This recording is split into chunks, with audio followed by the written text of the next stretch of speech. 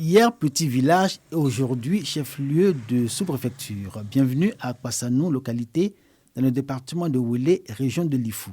C'est une atmosphère de fête qui règne dans ce village, nouvelle ville. Population, filles et cadres sont mobilisés à l'appel du chef de village et de la mutuelle de développement d'Akpassanou pour s'associer à l'heureux événement. L'installation du premier sous-préfet de leur village. Autant la population et les ressortissants d'Akpassanou ne cachent pas leur fierté et leur bonheur, autant ils nourrissent de nombreux espoirs pour le développement et le progrès de leur village, nouvellement érigé en sous-préfecture. C'est un sentiment de joie et de fierté. Nous avons œuvré pour ça. Ça a été mon combat pour que, sous mon mandat, Akpassanou soit une véritable sous-préfecture avec un sous-préfet nommé. C'est chose faite et je ne suis que heureux, très heureux. Il est dans de bonnes mains. Nous ne sommes que 4 villages. Si le gouvernement a jugé bon de nous envoyer un sous-préfet, c'est vraiment un acte fort. C'est le message fort que je lance à mes parents d'Akpassanou, de Foutou, de Domnansou et de Bambo-Tiemnekro. Le premier sous-préfet d'Akpassanou se nomme Hervé Yao Botibi. Il est présenté aux populations par le préfet du département de Ouélé, Soro Sana, assuré de travailler dans de bonnes conditions. Les locaux de la sous-préfecture sont prêts, ainsi que son logement, construit grâce à la synergie des cadres filles et fils d'Akpassanou. Une action que le préfet de Ouélé, le député et le médiateur délégué en charge des régions de Lifou et d'Inzi ont relevé. Dans la même dynamique, les autorités administratives et élus locaux les engagent à soutenir leur sous-préfet. La contexture de notre département, qui en fait un département très long, obligeait les populations d'Akpassanou à des périodes de déplacement pour aller soit vers le chef-lieu du département et le chef-lieu de la sous-préfecture voisine qui est celle d'Ananda. Le manche de bateau sera plus rapproché et en cela l'encadrement des populations au quotidien serait vraiment bien apprécié des populations et nos objectifs de gestion administrative pourront être facilement atteints. Hervé Yao Botibi est à son premier poste de sous-préfet à Akpassanou. Aujourd'hui, la nouvelle sous-préfecture doit relever de nombreux défis dont sont conscientes les populations. Leur plus grand bonheur est que désormais, les extraits d'actes de naissance se feront sur place signés du sous-préfet.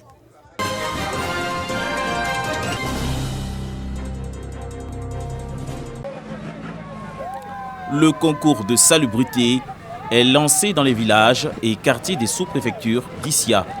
Une initiative du préfet de département sous l'égide de la direction régionale de l'hydraulique, de l'assainissement et de la salubrité du Haut-Sassandra. L'année 2024 est déclarée l'année de la salubrité à Issia avec le slogan « Village et ville propre ». Toutes les localités sont en compétition pour désigner le village et le quartier le plus propre des communes de Saïwa et d'Issia. La décharge du carrefour du Grand Marché a servi de cadre au lancement officiel de cette compétition. L'objectif principal, c'est de vraiment inculquer cet esprit-là dans la tête de nos administrés, de sorte que ça devienne un comportement de vivre dans les environnements secs partout, aussi bien dans les communes que dans les villages. Ce concours se fait avec l'appui de l'Agence nationale de gestion des déchets ANAGED et de la mairie d'Issia. Cette tribune est l'occasion de remettre du matériel de nettoyage composé de brouettes, poubelles, pelles et râteaux aux populations. Le maire d'Issia, Fanny Karim, marque son adhésion à cette initiative. La mairie d'Issia a fait acquisition de plusieurs matériels et nous attendons dans les jours à venir 4 nouveaux tracteurs pour améliorer notre flotte d'enlèvement d'ordures pour que ce que le préfet a décidé comme leitmotiv puisse effectivement voir le jour. L'appel à nos administrés, c'est qu'ils aient un comportement éco-citoyen, c'est-à-dire que chacun peut participer à faciliter le travail des enleveurs d'ordures de la mairie. La clôture de ce concours, prévue pour décembre prochain, sera couplée d'une journée de salubrité sur l'ensemble du département avec la proclamation des résultats et remise de récompenses.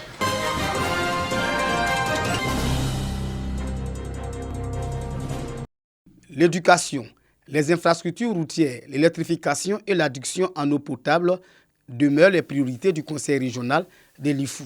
À Daoukro, au cours de la première réunion de l'année du conseil, le président Traoré Adam Koulia a réitéré son engagement à poursuivre ces actions de développement pour le bien-être de la population. Pour lui, le cumul des soldes des années 2022-2023 qui s'élève à plus de 965 millions de francs CFA, un montant qui a permis la réalisation de plusieurs infrastructures socio-économiques dans la région. Au niveau des investissements, le recouvrement du budget se situe à plus de 98%. Quant au niveau du fonctionnement, nous avons exécuté 94% et en investissement, plus de 61%. Ce qui est remarquable, aussi bien en recouvrement qu'en exécution. En 2023, nous avons pu réaliser plus que nous avons fait depuis que le Conseil existe. Le préfet du département du Prikro, en Otano, représentant le préfet des régions, félicite le Conseil régional pour la réalisation de tous les projets. L'administrateur souhaite que le corps préfectoral soit plus impliqué dans le suivi de toutes ces actions de développement entreprise dans la région de l'Ifou.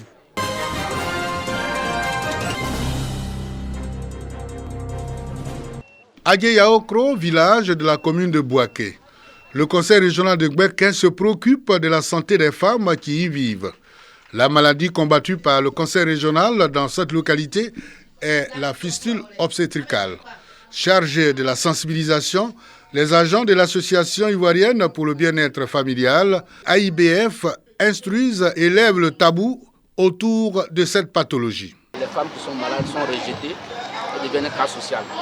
Donc, vu tous ces problèmes-là, on a décidé d'informer la population sur cette maladie-là pour que la population sache que cette maladie est une maladie qui est due à un accouchement difficile et que cette maladie peut être guérie à l'hôpital. Je dis à toutes les femmes qui ont cette maladie qu'elles n'aient pas honte de se prononcer, d'aller à l'AIBF ou au conseil régional pour se soigner et c'est gratuit. Pour les représentants du président du conseil régional, Jacques Kassaoure-Kona, les malades seront pris en charge gratuitement par le conseil régional de Gbeke. Si c'est avéré qu'il y a des cas, prendre la prise en charge totale de ces mamans, les traiter jusqu'à la fin et à la fin du traitement, leur donner de l'argent pour mener leurs activités. Je les encourage à signaler les maladies qu'elles ont. C'est vrai, il y a la fistule, mais elles ont d'autres maladies. Il y a d'autres qui ont le cancer du col de l'utérus qu'elles cachent. Donc c'est des maladies qu'il faut dire. Nous les autorités, nous sommes là, c'est pour aider la population. La fistule obstétricale provoque chez les femmes des fuites d'urine et entraîne souvent des problèmes médicaux chroniques comme la dépression. De même, l'isolement social et l'aggravation de la pauvreté. 90% des grossesses impliquant une fistule se terminent par une fausse couche.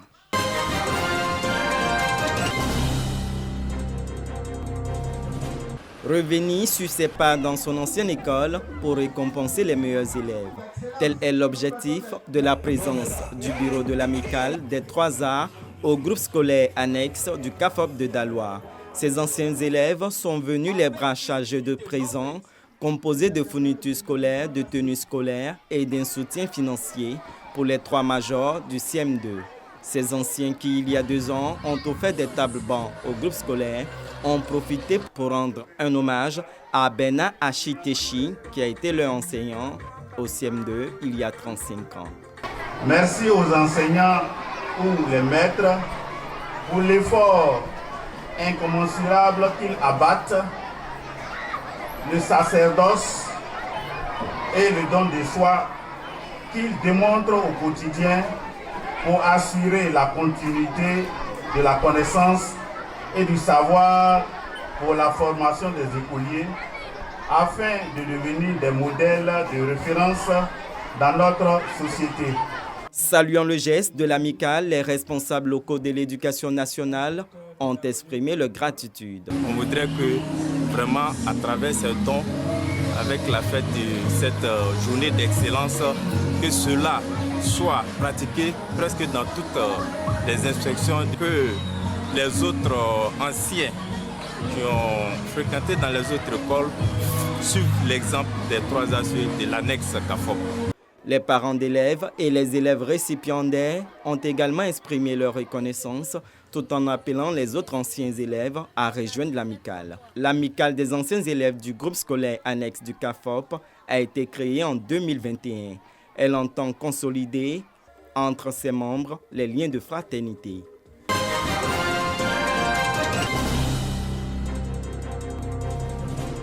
Après sa montée en première division du championnat de handball féminin, Kennedy Handball Club de Bouaké reçoit des équipements sportifs composés de plusieurs jeux de maillots et de ballons. Une dotation du ministre-gouverneur du district autonome de la vallée du Bandama, Jean-Claude Kouassi, pour soutenir ces clubs et de participer au développement de la pratique du sport à Bouaké. Nous avons donc choisi, compte tenu de l'effort qu'elles ont accompli, compte tenu du succès qu'elles ont, de les accompagner pour que non seulement elles se maintiennent en première division, mais qu'elles puissent, dans les années à venir, tutoyer et rivaliser avec les meilleures équipes de Côte d'Ivoire. Ce don reçu avec joie par le responsable du Kennedy Handball Club permettra aux joueuses de pratiquer leur activité dans des meilleures conditions. Quand on s'entraînait, on n'avait pas de jeu de maillot ni de ballon. On lui promet cette année le maintien, mais l'année prochaine, champion de Côte d'Ivoire. C'est l'une des premières autorités de la commune qui a tout fait cette année pour nous accompagner à la 2-1. Il nous avait promis certaines choses, aujourd'hui c'est chose faite. Donc c'est un sentiment de joie. Le directeur départemental des sports et du cadre de vie salue les efforts du ministre-gouverneur pour le rayonnement du sport. Outre le soutien à Kennedy Handball Club, le ministre-gouverneur Jean-Claude Kouassi attend accorder une aide à l'ensemble des clubs de plusieurs disciplines sportives dans le district autonome de la vallée du Bandama.